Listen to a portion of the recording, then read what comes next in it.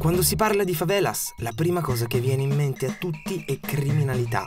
Come abbiamo visto, però, non è solo così. E ridurle a ciò significherebbe perpetrare un pregiudizio. Solo il 5% dei favelani è infatti coinvolto in azioni criminali, azioni che talvolta coinvolgono elementi di una polizia corrotta. Ma cosa succede quando i narcotrafficanti vengono presi e non semplicemente fatti scappare dalla polizia stessa e incarcerati? Le carceri sudamericane sono rinomate per essere tra le peggiori al mondo.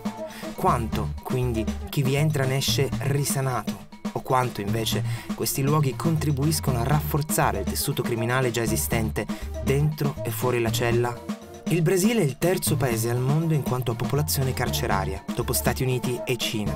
Attualmente sono più di 500.000 i brasiliani dietro le sbarre, in centri di detenzione paragonati sempre più spesso a gironi infernali, dove il malumore si trasforma quotidianamente in rabbia e la rabbia, talvolta, degenera in violenza. Il nostro tentativo di tessere i vari aspetti di un Brasile in costante evoluzione in una tela che renda giustizia a tutte le parti in causa ci porterà oggi ad incontrare chi in prigione ha vissuto per anni e chi ci vive ancora. Un viaggio in prima linea tra demoni e chiese evangeliche, tra detenuti e detentori, tra condanna e assoluzione.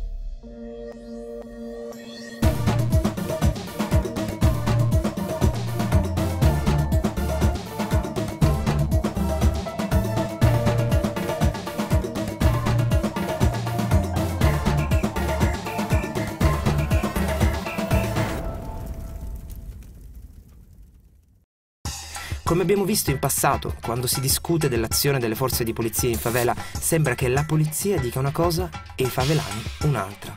Cosa succede quando i favelani vengono arrestati e quindi portati via dai luoghi in cui vivono e imprigionati? La prima persona con cui parlo di questo è Hércules, il sindaco della favela in cui abbiamo passato molto del nostro tempo, il complesso da Peña, la più pericolosa di Rio, fino a che, nel novembre 2010, le truppe speciali della polizia sono entrate mettendo in fuga i narcotrafficanti. Do you know anyone that's part of the community that went to prison and now is out and living here again? Conheço.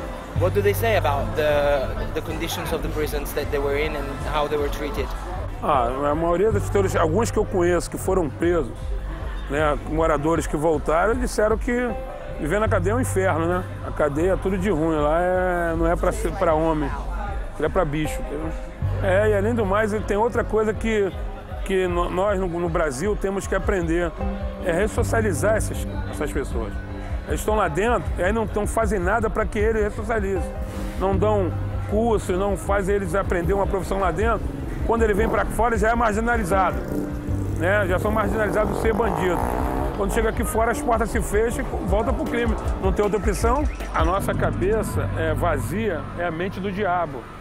Quello di Hércules è il punto di vista, forte, dell'abitante di una delle favelas più discusse di Rio. Per far luce sulla situazione delle carceri in Brasile, decido di andare a San Paolo per incontrare due personaggi super partes. Fernando Salla, professore di sociologia e violenza nelle prigioni all'Università di San Paolo, e Drauzio Varela, autore del famosissimo libro Stazione Carandiru, al quale si ispira l'omonimo film. Why is Latin America the most violent continent in the world? Nós temos na América Latina classes sociais muito diferentes. Tem gente com altíssimo poder aquisitivo e gente que mal consegue o suficiente para sobreviver. Mas isso existe em outras partes do mundo, em que não há violência. Na Índia, por exemplo, nós temos cidades superpopulosas, mas há outras cidades superpopulosas no mundo que não são violentas. Tóquio mais povoada do que São Paulo, e é uma cidade muito menos violenta do que essa. O fato é que nós temos na América Latina, de um modo geral, essa diferença social gera uma população que vive em boas condições econômicas, que tem acesso à educação, etc., e que tem poucos filhos. E uma população de gente pobre, que não tem nenhum desses acessos e que tem muitos filhos. A estrutura familiar é frouxa. Periferia das cidades brasileiras, você entra nas casas, você não vê homem. Não há homens nas casas, são só mulheres. Por quê? Porque os homens foram embora, abandonaram as famílias. No Brasil, 60% das residências no Brasil, dos lares no Brasil, são conduzidos exclusivamente por mulheres. A violência tem múltiplas causas. Mas há 3 causas que são cientificamente comprovadas. A primeira qual é? São crianças que na primeira infância foram abusadas ou que não receberam carinhos. A segunda é uma adolescência criada sem princípios rígidos de moral, de comportamento social, etc. E a terceira é a convivência com pares violentos na adolescência. In Brasile oggi ci sono leggi severissime contro ogni forma di violenza e di discriminazione razziale. Perché allora il sistema penitenziario è ritenuto tra i più arretrati al mondo? Do you think that one of the reasons why prisons in Brazil or Latin America are just a reflection of what the society at large is? Eu acho que nós temos um problema um pouco mais complexo aí. As leis brasileiras são leis muito avançadas, mas a aplicação das leis é muito discriminatória. A cadeia é feita basicamente para a população de baixa renda. É uma tradição da época do Império, da época da escravidão. Cadeia no Brasil, na época da escravidão, era feita para negros. Os brancos não iam presos. Sofriam outros tipos de sanção, mas não iam para a cadeia de jeito nenhum. E essa tradição, de alguma forma, persiste até hoje. Eu nunca vi na cadeia alguém com dinheiro. Se os filhos da classe média, os filhos dos que têm mais dinheiro, fossem para a cadeia, as cadeias seriam melhores. Como isso não acontece, as cadeias ficam em condições muito, muito frágeis.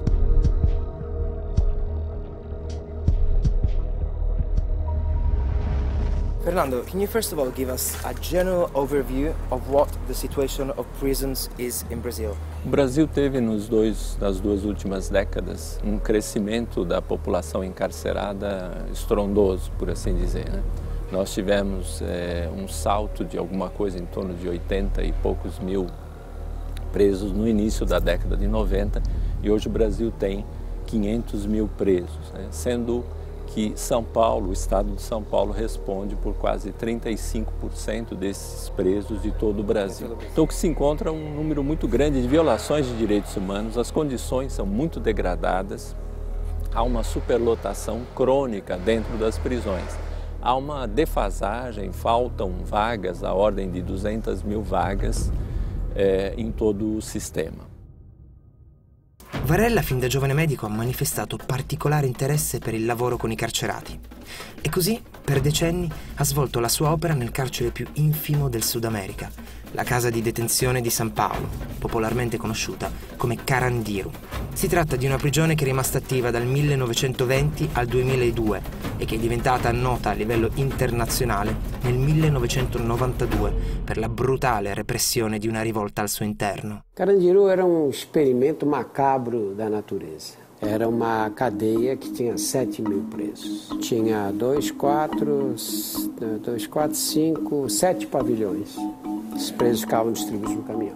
Os pavilhões. Mas era uma cadeia interessante, porque completamente diferente da imagem que a gente tem das cadeias do cinema. Cadeia do cinema, fica todo mundo trancado, os guardas com metralhadora e os presos andam em fila, vão para o pátio, os guardas com a metralhadora acompanhando. Carandiru não era nada, tinha uma muralha em volta da cadeia, a muralha era com guardas armados. Mas os funcionários dentro da cadeia andavam assim, desarmados. E eram pouquíssimos. Então você pegava um pavilhão com 1.500 presos, tinha 6, 7 funcionários durante o dia. Pouquíssimos. Pouquíssimos. Eu sempre dizia lá, se os presos se fossem organizados e combinassem, vamos embora. Eles sairiam, eles iam embora. You said 7,000 people in Carandiru for a capacity of how many? Metade disso. Não, temos 3.000 seria a capacidade, chegou a ter 9.000 até. Mas a média era 7.500, 7.800, perto de 8.000 presos. A cadeia era organizada dessa maneira, tinha leis próprias muito claras e as leis do crime são muito interessantes, porque as leis do crime não são escritas. Enquanto nós temos um código penal complexo que prevê situações... e tem situações que o nosso código penal não prevê, situações novas, agora crime na internet, isso não está no código penal. O Código Penal da Criminalidade prevê toda e qualquer situação. Todas as situações. Todas. Não há... It's not written. It's oral. Eles têm 3 penas. Ou você é expulso da comunidade. Inside of the prison. Inside of the prison. Você tem que ir para um outro lugar Em geral, as cadeias têm uns lugares que eles chamam de seguro, que é onde o preso fica protegido dos outros, né? Ou você vai para esse seguro, e aí você está desmoralizado para sempre no grupo, que é uma pena muito dura, ou você apanha. E não apanha com a mão, nunca vi ninguém bater com a mão, eles batem com um pedaço de pau, com um cano de ferro, ou morre. E a pena não é como a gente aqui, você pratica um crime hoje e vai ser condenado daqui a 8 anos. A pena é de aplicação imediata. Have you seen a lot of people die because of Muitos. this? How would they get killed usually? By knife, By com knife. faca, And they knew that they were going to get killed. quase sempre. Did you have to try and save people in the hospital that were knifed because of one of these? Algumas vezes, quando em geral eles não davam chance de resposta, sabe? E morria muita gente naquela época. Mas aconteceu uma coisa interessante nas cadeias aqui de São Paulo. Sempre houve vários grupos nas cadeias, mas em São Paulo o que aconteceu foi que um grupo tomou o poder. Né? Lei de Darwin, né? Um grupo mais apto tomou o poder. E nessa tomada de poder eu acompanhei bem, porque isso aconteceu na detenção. Aí foi um grande número de mortes. Eles mataram todos os inimigos que se opuseram. What is the number one priority that the government or the authorities should focus on as far as trying to fight gang crime within the prisons? O crescimento da atuação de gangues, de grupos organizados dentro das prisões, se deve exatamente às condições insatisfatórias da parte do Estado. And that's how the PCC started, right? Isso, exato. Então, esses grupos, esse e outros grupos, passaram a ter uma atuação nas prisões à medida em que o Estado, as autoridades, não foram capazes de manter a ordem interna. L'omologo a San Paolo del Comando Rosso, CV, di Rio, è il primo comando della capitale, PCC, fondato nel 1993 da alcuni sopravvissuti al massacro di Carandiru. Le analogie tra le due organizzazioni sono molte.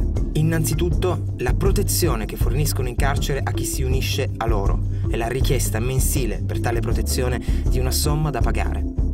Questa somma aumenta enormemente una volta che il detenuto è in libertà e spesso fornisce a quest'ultimo la possibilità di guadagnare quei soldi attraverso traffico di droga, rapine e rapimenti. In a few words, can you tell us what were the sounds in the prison and what was the smell?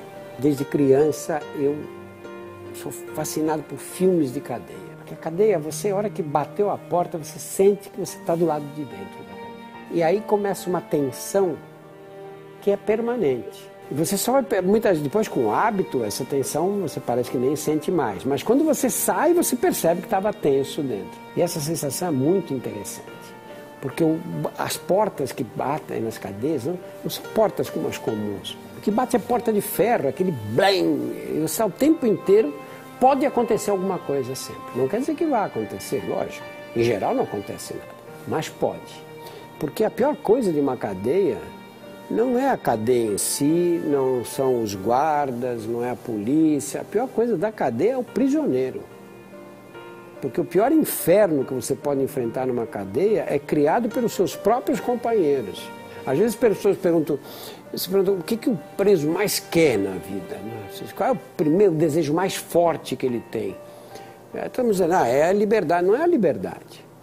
Quando você está na cadeia, o teu desejo mais forte é sobreviver, é sair vivo da cadeia. E para sair vivo, você vai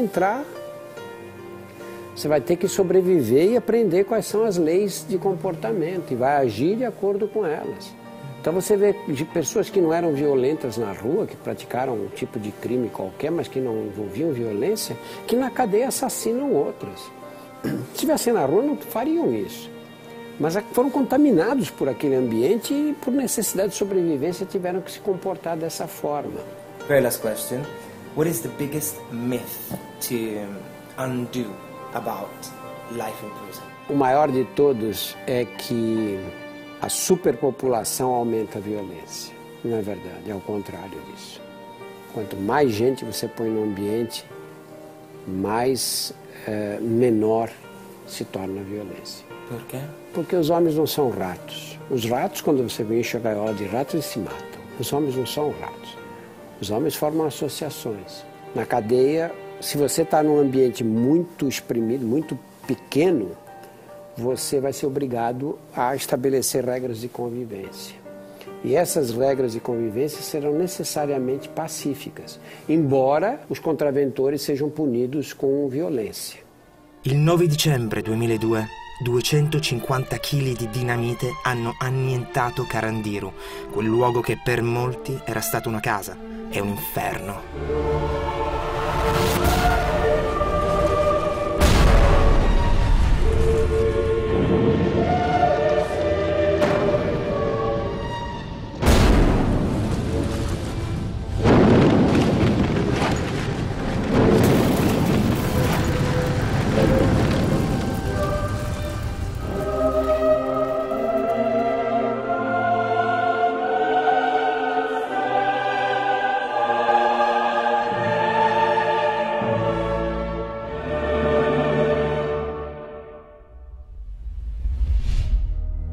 La storia di Carandiru, della vita all'interno della prigione, della rivolta e del numero delle vittime, su cui non tutti concordano, mi affascina.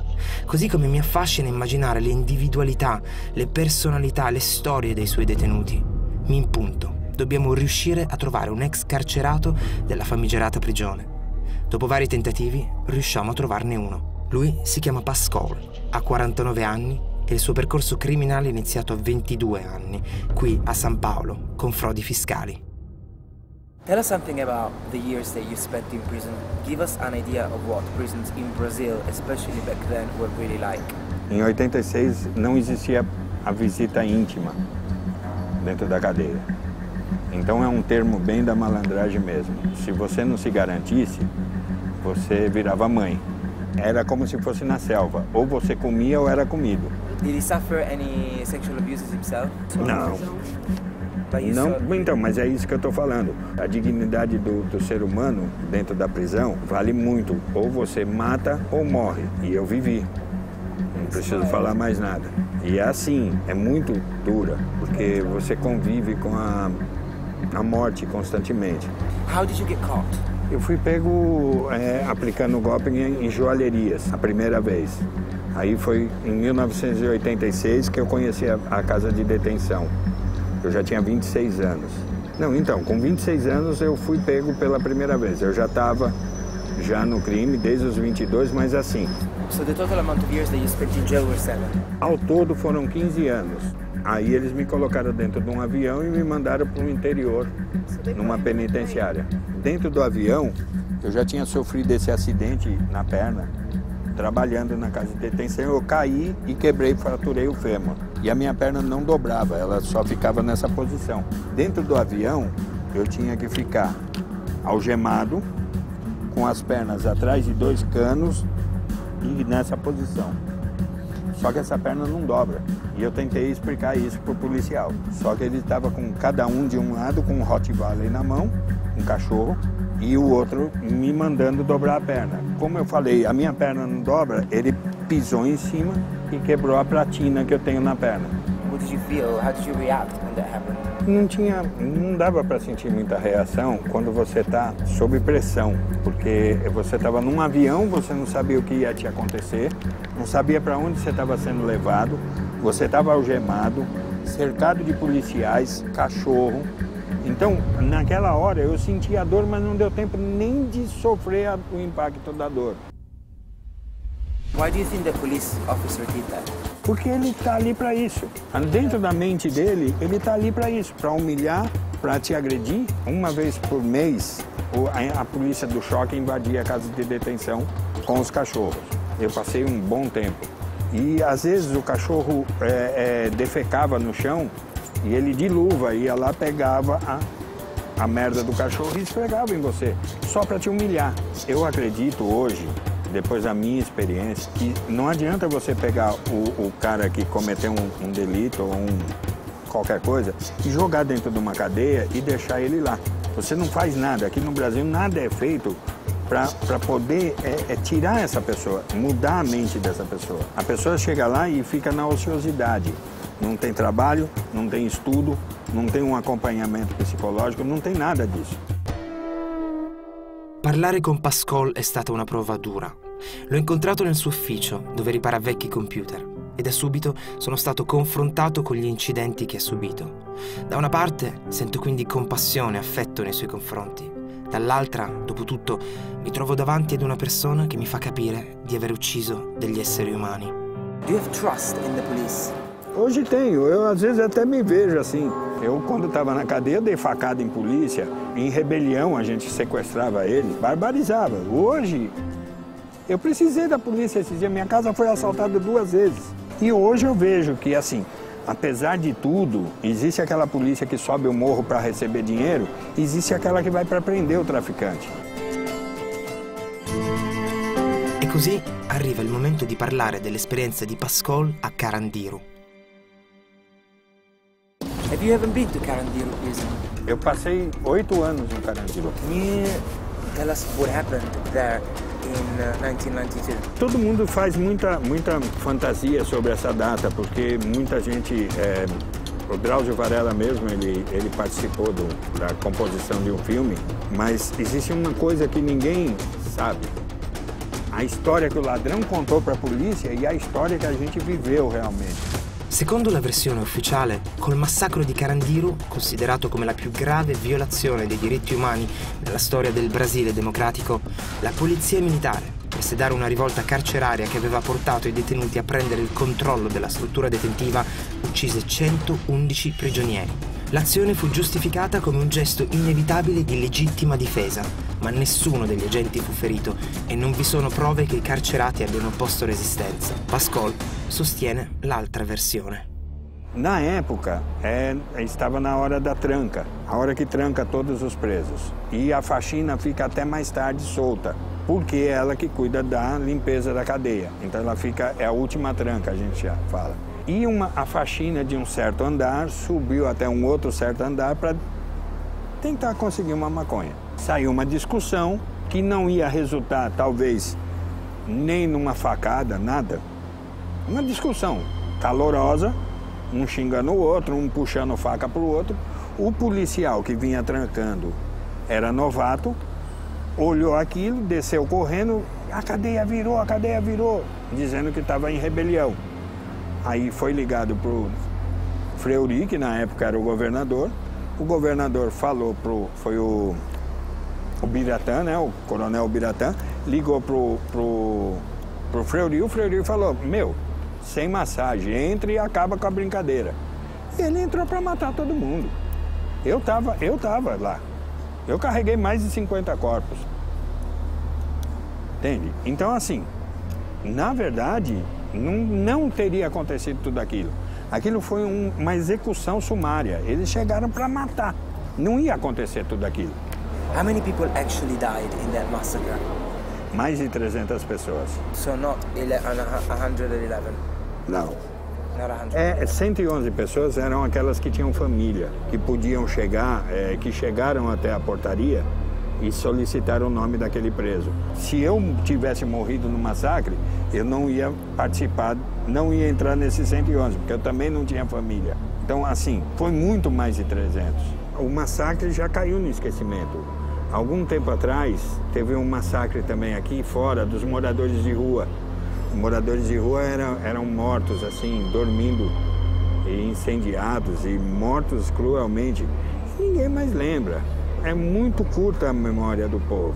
When you're in a prison, do you tend to be more scared of the gangs, the prisoners, or the police? Lógico que a polícia é mais amedrontadora, porque eles são covardes. Você está desarmado, você não tem um colete à prova de bala e eles entram atirando. Mas quando uma cadeia, existe uma revolta, uma rebelião dentro de uma cadeia, é muito assustador também. Por isso que você tem que optar o lado que você vai ficar. Ou você fica do lado mais forte, ou você vai sofrer as consequências. Então você tem que, até lá você tem que usar a inteligência. Entende? Mas a polícia é muito mais covarde.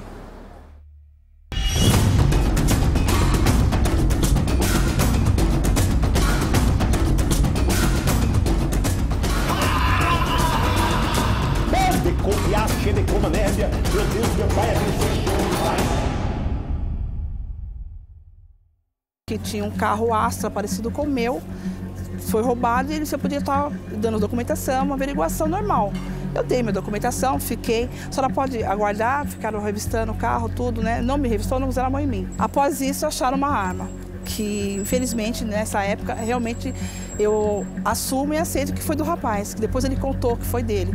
Mas até o momento ele não falava que era dele. Então foram os 3 para a delegacia, os 3 foram indiciados por porte de arma, que é artigo 16, ficamos lá, 98 dias. Então chegou lá, constou que ele devia, constou que tinha passagem, tudo. O policial, o delegado, queria saber por que eu estava com a arma, qual o motivo da arma. É aquela, como fala, ele faz a tortura psicológica, coloca um pouco você aqui e separam, né? E eu, como sempre falando, eu não sei, eu desconheço os fatos, não sei da arma. Nisso chegou uma advogada, conversou com eles, tudo, queria saber por que da arma. Então alguém tem que assumir aquela arma. Só que ela falou pra mim assim, assume, fala que é tua, que isso foi numa sexta. Na terça-feira você tá na rua, eu te garanto. Eu falei, doutora, tem certeza? Na terça-feira você sai, depois a gente arruma um jeito de provar que a arma não era tua. Tá, falei, tá bom, a arma é minha. Falei, a arma é minha. Mesmo assim, o delegado falou assim, ele viu que eu tava mentindo. Ele falou assim, a arma é tua? Você tem certeza que a arma é tua? Eu falei, não, a arma é minha. Vou foder os 3. Foi a palavra do delegado. E fodeu. Ficamos nós 3 presos, 98 dias. How were those 98 days for you in jail? Terríveis. Você fica longe da sua família, da sociedade, como fala, liberdade não tem preço. Ainda que você, assim, o pouco que eu passei lá, eu não sei o que passa na cabeça de quem está na vida do crime, entendeu? Mas eu, como mãe, como ser humano, não tem preço uma liberdade. Para mim, não tem. O fato de eu poder sair a hora que eu quiser, poder abraçar meus filhos, não ter que esperar 7 dias, 15 dias para vê-lo, entendeu? Quando der 5 horas da tarde, eles te fecharem num lugar, sabe, que só tem uma janelinha. E ali você esquecer, você ser trancada pro mundo, a morte seria bem mais confortável, para mim. Eu prefiro estar morta. Did you try to commit suicide? Sim. But luckily you didn't succeed. Não. Acho que Deus, né? Eu acho que ainda tem alguma coisa ainda para cumprir, porque...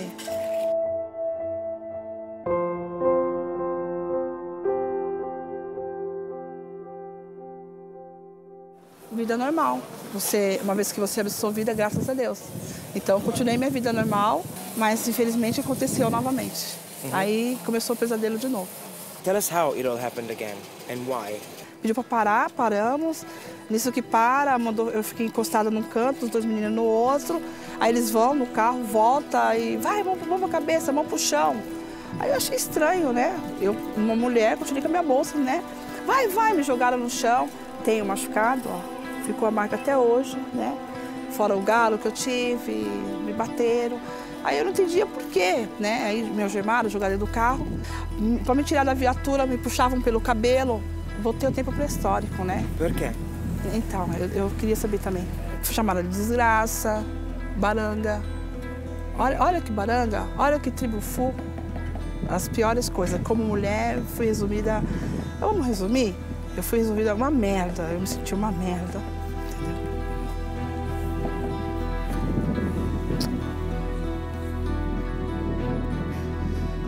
Acho que... toda mulher tem sua beleza. Mas quando alguém tira assim, fica difícil, né? Fica difícil, né? Eu preciso disso, ok? E foi o que aconteceu.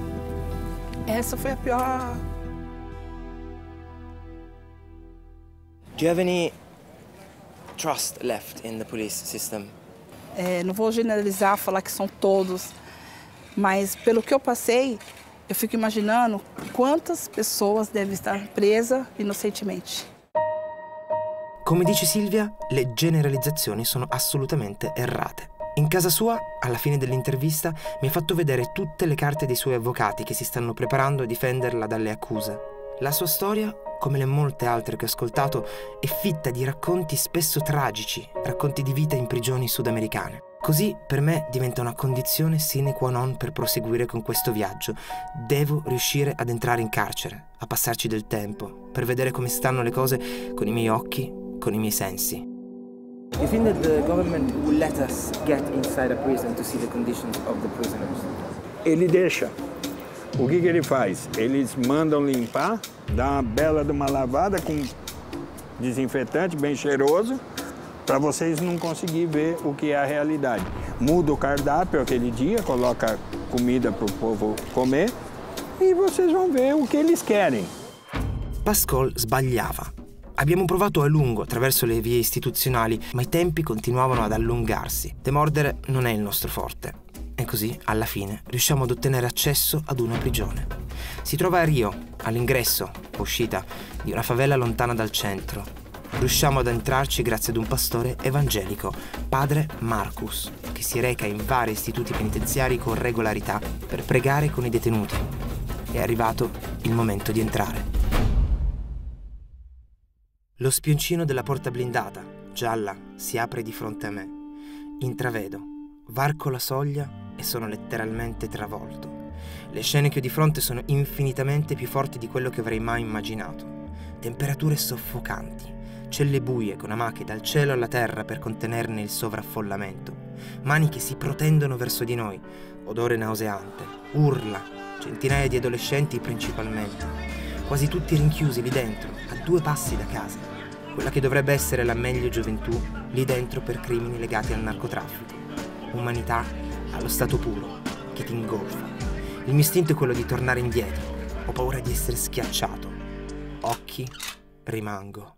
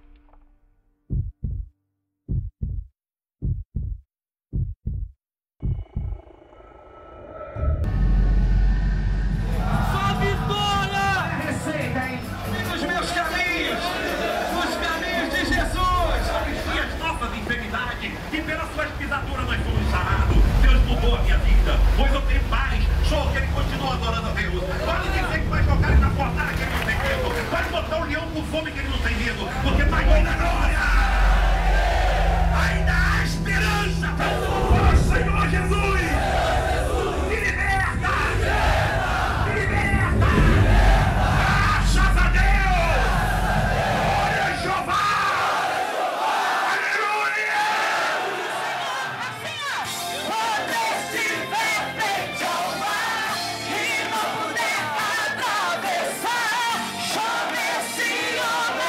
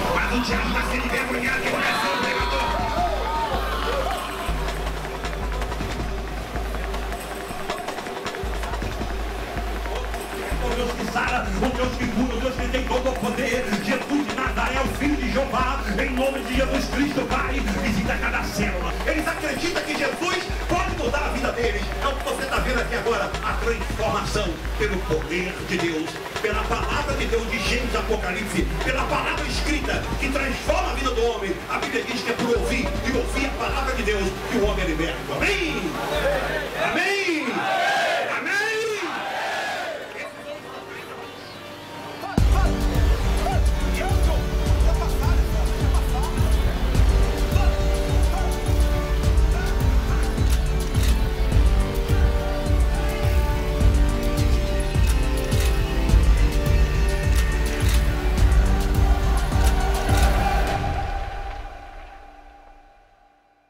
Essere nel patio coi ragazzi, sentirne la feroce vitalità, avere la pioggia che inizia a caderti addosso dall'alto attraverso grate di ferro, essere abbracciato da loro durante i canti, tenendoci per mano, ha trasformato quella che per me era inizialmente una sensazione di timore, come se il mio istinto alla sopravvivenza mi gridasse scappa, in una sensazione di solidarietà, di fratellanza, di forse affetto. Quasi non me ne voglio andare, vorrei stare ancora con loro, mi sembra di non esserci stato abbastanza. Vorrei parlare con ognuno di loro, vorrei continuare a stringere le loro mani, ma non posso. Mi reco così da padre Marcus, alla sua chiesa evangelica. È un enorme edificio che ha costruito negli anni al centro della favela. Sembra quasi sterile e, forse per quello che ho appena vissuto, il tutto stona. Voglio però capire chi è veramente padre Marcus, su cosa ha costruito la fortuna della sua chiesa. É o poder de Deus na vida do homem. Amém? What was happening there? Who were these people and why were they so happy to accept you? And B, when you were taking the devil out of them, what actually physically happens? Olha, para você entender, é necessário que você leia a Bíblia. A Bíblia diz no livro de Hebreus, capítulo 13, versículo 3, lembrai dos presos como se estivesse preso com eles, dos maltratados como se fossem maltratados com eles também no corpo. É um versículo bíblico. Não somente este, mas a cadeia também é uma instituição que foi criada por Deus, que se encontra lá no livro de Ezequiel, capítulo 7, versículo 23, onde Deus mandou fazer a cadeia, para que o homem, naquela cadeia ali onde você foi comigo, ele tenha um arrependimento e venha os pregadores do Evangelho, os pregadores da Palavra de Deus, para que eles possam se libertar e tornar nova criatura.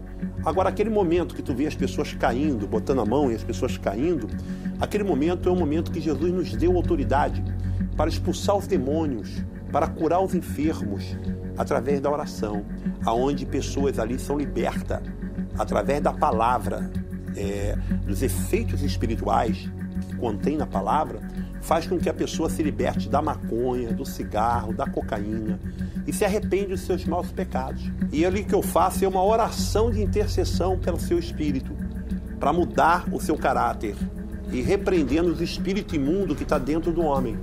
Porque o homem, quando ele não tem Deus, automaticamente ele tem espíritos que faz ele roubar, cheirar, matar. Então você vê eles cair, não é porque eu botei a mão na testa e na cabeça, não. São forças satânicas. E as palavras que eu digo é pedir a Deus a libertação daquelas pessoas em nome de Jesus. There was some people that looked like they had fainted, that they had passed out. Had they passed out? Sim, tem umas que a mente é tomada. Tem outras que caem porque perde as forças do corpo, mas a mente fica liberada, né? O que significa? Significa que nós somos morada de Deus. Há determinada parte dos nossos corpos que os demônios trabalham, né? E uma vez não toma a mente. Às vezes ele usa os olhos da pessoa, ele usa a boca da pessoa, ele usa a mão da pessoa para matar. São espíritos. E um ser humano que não tem Jesus, ele tem capacidade para ter 1000 demônios. If you did that to me, what do you think that my reaction would be? Or does what you do work with people that are in jail that have committed serious crimes? Eu acredito que ele também é portador de alguns espíritos por falta de conhecimento, pela ignorância da palavra. Ele também é portador de alguns espíritos. What spirits do you think I have? What can you say in me?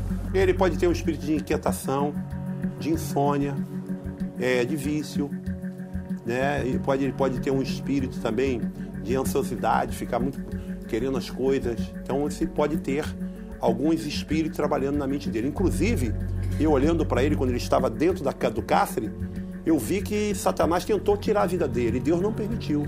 Porque desde o ventre da mãe dele, ele é um escolhido de Deus. ele é uma pessoa muito boa e a mente dele é uma mente que rapidamente capta as coisas. Então o diabo sabe, por isso que o diabo tentou tirar a vida dele. Continuo a non capire esattamente cosa padre Marcos faccia ai ragazzi che ho visto cadere, agitarsi come se avessero una crisi epilettica, saliva che esce dalla loro bocca. Così decido di mettermi in gioco e di sperimentare l'esorcismo sulla mia pelle. Tell him not to scare me. Vem cá você, vem em pé. E ele vai sentir a presença de Deus. You're going to feel the presence of God. E quando eu estava sentado ali olhando para ele, eu vi uma luz sobre a cabeça dele. So when he was sitting there, he could see a light on top of your head. So Ele é muito querido por Deus. God likes you. Feche os olhos. Quando ele fechou. Close your eyes, please. Sai! Todos os demônios estão amarrados. Vai queimando agora para enviar o anjo Gabriel, o arcanjo Miguel. Vai queimando da cabeça a planta dos pés, Pai, que esse homem seja tocado pelo teu espírito. Vai penetrando aqui agora, Pai. Eu estou pedindo ao Deus que de uma massa decou, que abriu uma vermelha, que engoliu a tribo de Coré. Decou, piache, decou, manébia. Meu Deus, meu Pai, abençoe este homem, Pai. Dá-lhe saúde, dá vitalidade. Visita a sua família, a sua vida profissional. Que ele possa sentir agora o toque do teu Espírito Santo. Meu Deus, que ele possa ser abençoado. Pai, que toda a enfermidade na coluna, no rim, no estômago, no intestino, no fígado queima. Vai dando ele saúde e vitalidade, e que todo mal, Pai, em nome de Jesus, vai! Amém? Amen. Glória a Deus. Amém. Outro?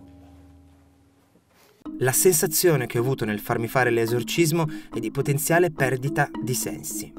Innanzitutto ti viene chiesto di chiudere gli occhi, poi una mano sulla fronte e una sulla nuca ti aiutano ad affidarti alla persona che hai davanti, che improvvisamente urla di fronte a te, con altri 2 colleghi ai tuoi lati che fanno la stessa cosa in momenti definiti e ritmati. Se sei debole, molto giovane, in carcere, bisognoso di aiuto, in astinenza da droghe o alcol, senza speranza, la pratica può sicuramente risultare efficace nel farti perdere coscienza e svenire al suolo. Così da, dice padre Marcus, liberarti da Satana. So you said that there was a time in your life where you had Satan in you also. You just said that you used to drink, you used to smoke. What made you flick and change? Eu vivi 33 anos no mundo. Eu não conhecia o Evangelho, nem a palavra de Deus. Através de uma pessoa que pregou para mim o Evangelho, eu descobri que eu sou templo e morada de Deus, que existem os dons de Deus. E eu larguei tudo aquilo que eu fazia, a cultura católica que eu vivia, a cultura espírita, larguei para lá e comecei a buscar o Evangelho. E o Senhor me purificou. Eu não bebo mais, eu não fumo, eu não uso mais droga, eu não minto, eu não falo palavrão, eu não engano as pessoas.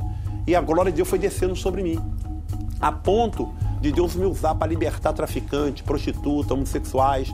Deus me usar para poder libertar pessoas que estão nas drogas. E minha vida foi mudada. E hoje eu tenho um rebanho imenso e sou conhecido no Brasil e no mundo pelo trabalho que eu faço. É melhor estar com Jesus do que estar com o diabo. With all the people that you've shown us on these videos that you have freed from the devil, that you've saved, right? What happens to them afterwards? Do they all join you? Do they all become part of the evangelical church? Is that a must? Once they've been saved, that they become part of the movement? Não, eu faço o que a Bíblia manda. Lembrar dos presos como se estivesse preso com eles, de maltratado como fosse maltratado também no corpo. Eu vou no ID de Jesus pregar para eles. O objetivo não é trazer para a minha igreja, o objetivo é que eles entendam o que usa eles são forças satânicas, que é necessário eles mudar a vida, se reintegrar à sociedade e ser pessoas transformadas. Esse é o objetivo. O objetivo não é arrebanhar eles para a minha igreja, porque eu quero que eles entendam que existe um Criador do sol, da lua, das estrelas, dos mares, do rio, e Deus não fez o homem para matar o outro, Deus não fez o homem para cheirar, Deus não fez o homem para beber, Deus fez o homem para ser cheio da tua glória. É esse o meu objetivo. Marcos è il pastore evangelico pentecostale della Chiesa dell'Assemblea di Dio degli ultimi giorni. Le chiese evangeliche in Brasile hanno un grande seguito, soprattutto tra la gente poco istruita e disperata, che le supporta in luoghi fisici o attraverso canali televisivi. Padre Marcus riprende tutte le sue apparizioni in carcere e in favela per distribuirle in TV o su DVD. Chiese pentecostali, popolari e comunità evangeliche in America Latina hanno superato il tradizionale predominio della Chiesa cattolica. Secondo le statistiche riportate da Le Monde Diplomatique, soltanto in Brasile negli ultimi 10 anni gli evangelici sono praticamente raddoppiati, passando da 13 a 26 milioni. Il crescente peso delle organizzazioni evangeliche rende queste ultime notevoli serbatoi di voti e per questo motivo tutti i candidati durante le campagne elettorali tengono in particolare conto le esigenze e le necessità di queste comunità. César Romero Jacob, uno dei massimi esperti del voto religioso in Brasile, sottolinea come i presupposti per il boom dell'evangelismo siano stati creati dal vuoto di Stato presente nelle zone in cui violenza, alcolismo e prostituzione sono molto diffusi. Un boom che ha consegnato anche potere politico ed economico alla comunità evangelica. Il vescovo Edir Macedo, il capo della Chiesa Universale del Regno di Dio e capo di una delle più grandi TV del Brasile, è considerato il vescovo più ricco della terra.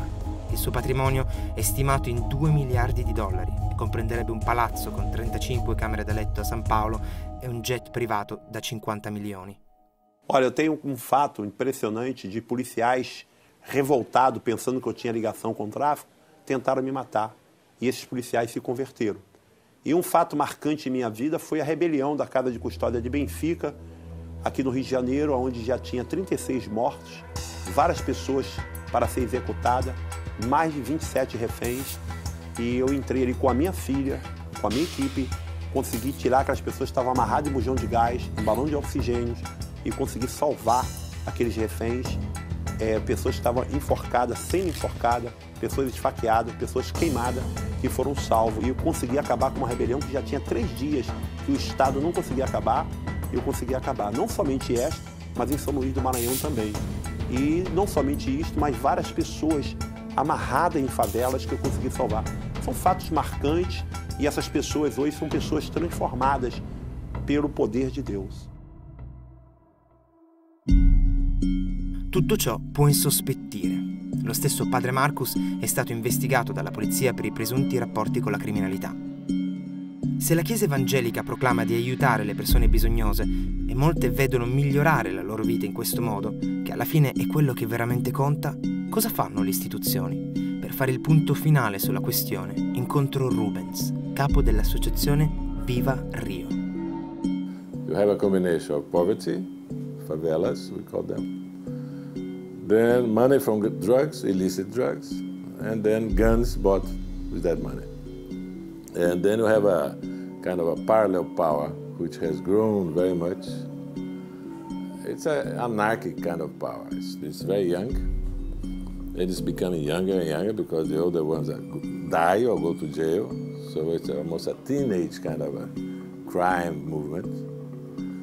And teenagers can be very irresponsible. So they fight each other, they kill each other a lot. And so it's very lethal, the kind of disputes they have. It can be very brutal.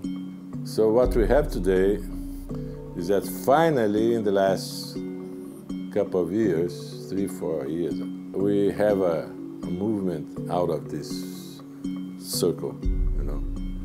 And this movement is called, first, UPP. It's a Pacifying Police Unit. So it's a new police approach, which has been there on the shelves. People have been writing about it. Viva Rio has been struggling for it for a long time, since 2001.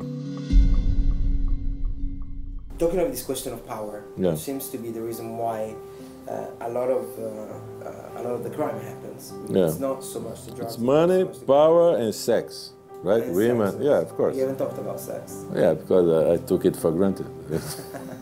No, like you know, these guys are young people. They have sex in their minds too. So, Yeah. so They're powerful. they have all kinds of women. You know, they have all these. We call them cocotinhas. The nice girls who like these guys, you know, and they have the benefits of power, but it's. I think it's more power than money. Yes. Where does this necessity of power come from, you think? It's very deep in human, you know, existence, you know, and so this is part of our human obsession. I think it's a metaphysical question. What is Viva Rio's philosophy? Well, it's one point is this: trying to work from within, work in there, to be inside. Then you have to, you know, all kinds of programs to integrate the favelas into the city. That's urban kind of approach. Then integrated the young people into you know, perspectives of growing within society. So that's education, that's sport, that's music, all the instruments of integration.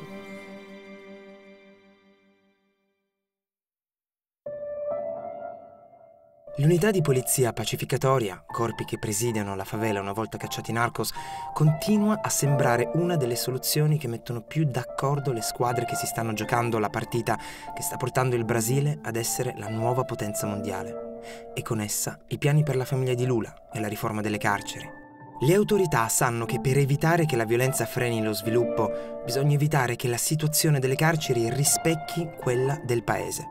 Il governo del Brasile si è impegnato in ambito internazionale a proteggere e promuovere i diritti umani, ratificando un certo numero di convenzioni. Oggi in Brasile la popolazione carceraria è formata principalmente da giovani tra i 19 e i 25 anni. Di questi il 40% è analfabeta. La maggior parte non ha mai avuto una professione, una possibilità di studiare, un lavoro regolare. Arrivano principalmente dalle favelas e sono di colore o mulatti.